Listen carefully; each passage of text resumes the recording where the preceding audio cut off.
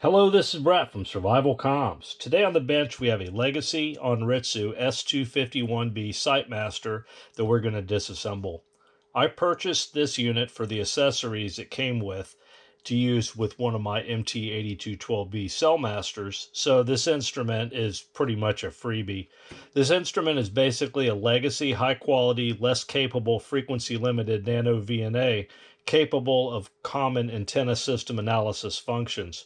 Now, once I get it squared away, it's something I won't mind getting banged around for work. Now, the instrument itself is in beautiful shape, except someone left a battery in it, and now we have some corrosion issues to address, and you can see that here. So this is why you take batteries out of equipment like this you don't use for a while. And you can see inside of here that we're going to have some extensive cleanup work in there. Now, the instrument itself is fully functional right now, and it passes all of its self-tests. So we're going to disassemble it, clean it up, and then test it. We'll go ahead and disassemble it. You've got these 4 bumpers at each corner, and these bumpers just come off. And we'll wash those up in the sink as well to get all the dust out. And I'm probably going to use these bumpers on one of my MT8212s. You have 4 screws around the perimeter of the case that we need to remove, and for that you're going to use a Phillips screwdriver. On the right side of the instrument we have a factory calibration seal, and it was unbroken.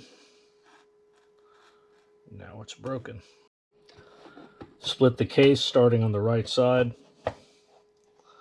and you can see we have some ribbon cables here we have to address. Like that. On this side here, you have another tab. So we'll go ahead and disconnect that. And you can see that we kind of just push that out of the way. And now we've separated our control surface from our main board, and we set it aside. Now we see this side of our main board. We're going to remove these 3 screws here, and then we can lift our main board out of this housing. There's a DC connector down here. You can disconnect that at this time, or you can do what I'm going to do is just lift the board out of the way and then remove the screw and remove the entire connector. After removing the 3 screws, grip the aluminum here, and using the inside of your hands to hold the housing down, you just lift up the body, and the main board will come out just like that. This aluminum plate will come out.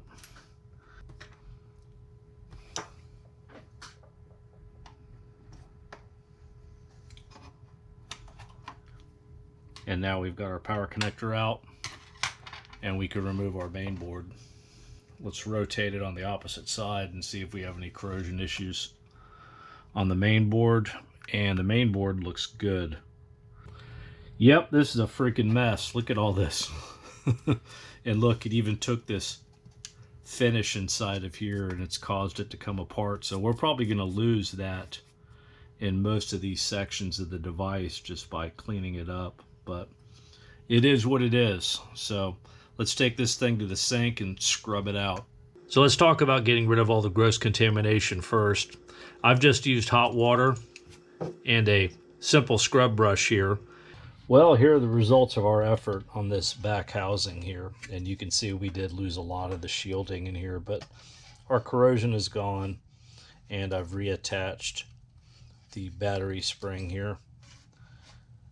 That is the battery connector is now cleaned up, so we can go ahead and reassemble that and put that back in. Put on a retaining latch like that.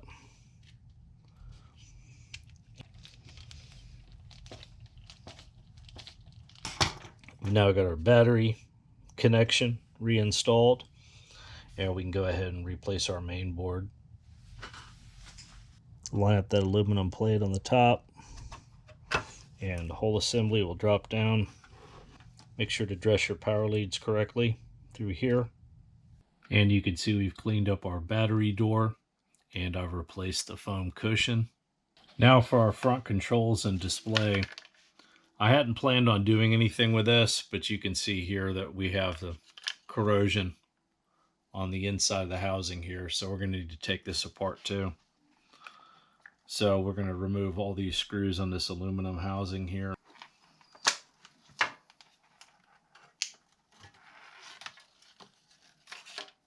Lifting it up and out, and this removes our display. And we have this gasket here. It comes out. After we remove the gasket, we can lift our controls out very carefully.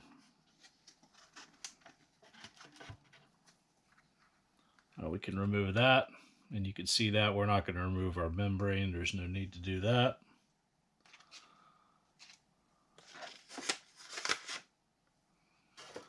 And now we can see our exposed housing and the area that we're going to have to clean up right here. And we're going to do the same thing.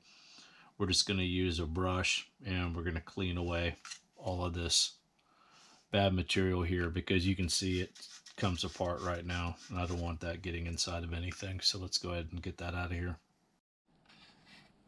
Here's our front housing after cleanup, and we just lost more of that shielding that was degraded from the battery corrosion on this corner of the housing.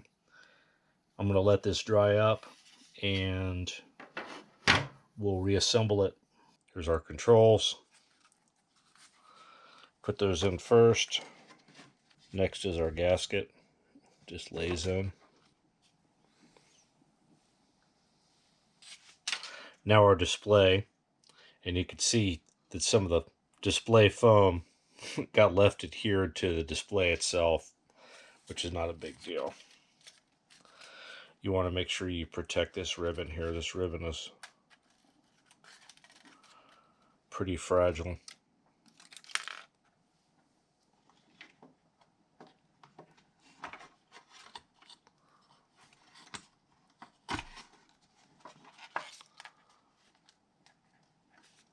Make sure everything's seated correctly, lined up, and then we will tighten up our screws. When you're putting something back together like this, it's using a large aluminum plate to securely hold the controls and the display together, is to put it back together and tighten the screws like a cylinder head, meaning that you start at one corner, then the other, then the opposite corner, and then work your way back and forth, and you don't entirely snug all the screws down until the very end, and you just bring them down to where they're tight. It's snug, and snug is tight. So now we'll clean the front display with a lens wipe, and these are those Zeiss lens wipes, and these things are great for all kinds of delicate cleaning tasks. So before we put this back together again, we're going to go ahead and change out the clock battery. The clock battery is at 1225. So we'll go ahead and pull it out. And we'll plop that back down into here. Okay. So let's reassemble. Start on the right side. And taking your thin, small ribbon cable, plug that in first till it snaps in place. Then rotate this over to this side. Reinstall your high voltage cable, and then your control cable, and then bring our two sections down, making sure to line up our aluminum sections. And we'll all snap together and reinstall our screws. Now we've got our screws back in. I have an extra battery here. It doesn't have a very good charge, but we'll go ahead and slide it in the battery compartment. Place our battery door, close it up. Now we plug in a 12-volt power supply, and we're getting a charge indication, which is good, and our internal power is showing that we're powering up. Let's go ahead and turn our device on now.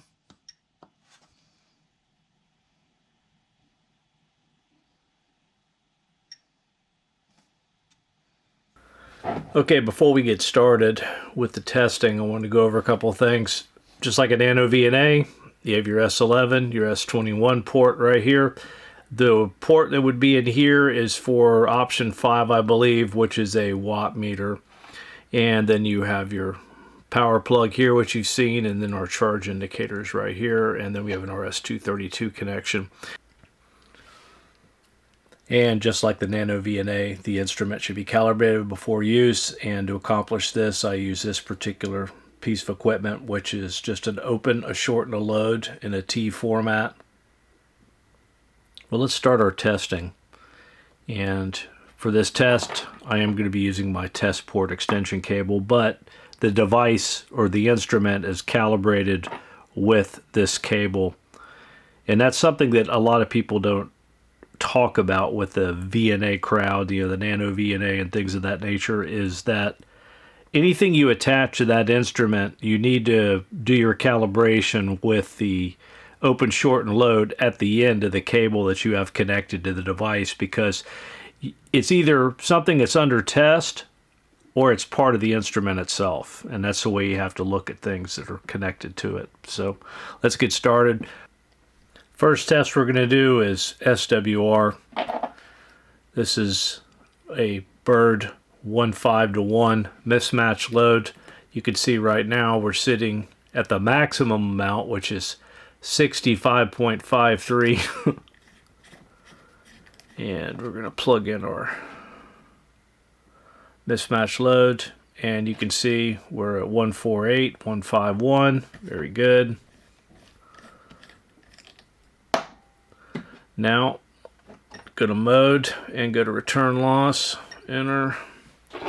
And for this we're going to use our calibration load here, and let's see what this is like for return loss. It should be very high. Yeah, 44 dB of return loss. That's very good. So return loss is good, SWR is good. Now let's go to measuring cable loss, and the cable we're measuring is a jumper. It's 55 inches long, and the spec I believe is 0.7 of a dB for the 55 inches of cable, and we're looking at 0.63 on our display right here, so that looks good.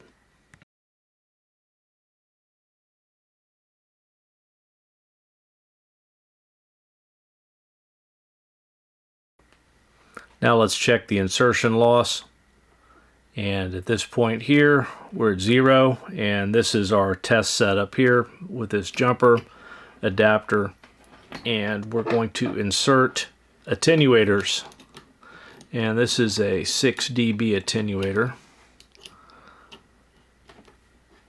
so we plop that in there, and we're at 5.9 dB of attenuation. That looks good. Now let's go ahead and pop a 3 dB attenuator in there.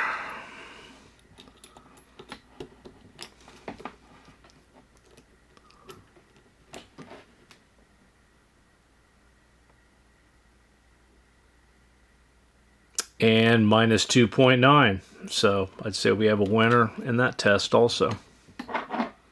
Now we're going to do our distance default test, and we need to recall for 1 gigahertz.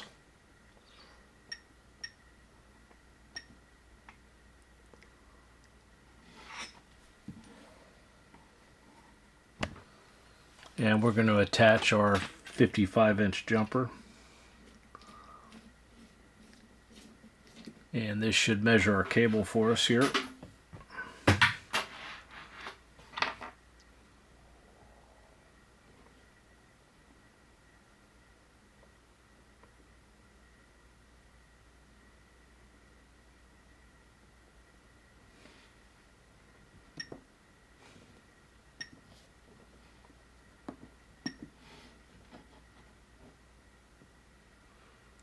.2 meters is what it's measuring our jumper, and our jumper is like 1.4 meters long.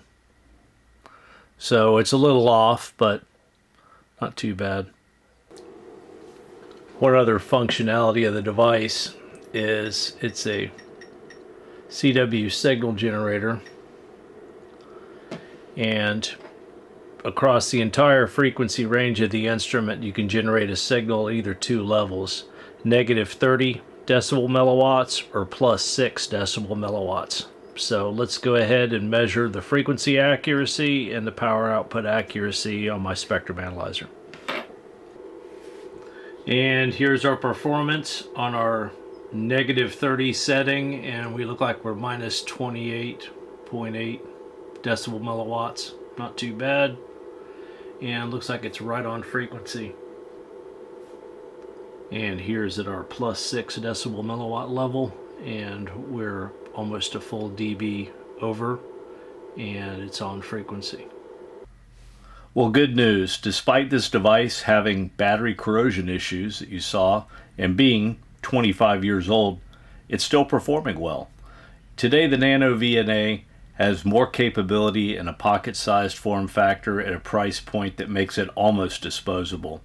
Of course, the toy-like construction quality of the NANO VNA, in my opinion, will not stand the test of time that this instrument has, nor will it perform well in a professional environment. I am glad that I've had the opportunity to create this content sharing the granddaddy of the ubiquitous NANO VNA with you, preserving it and allowing it to soldier on in my collection. I hope this helps. This is Brett from Survivalcomms. Till next time.